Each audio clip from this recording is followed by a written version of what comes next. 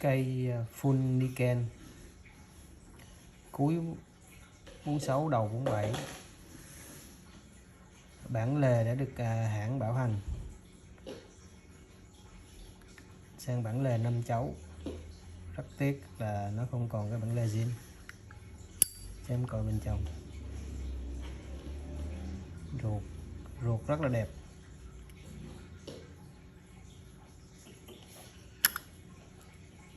Full niken, cầm rất là mát tay.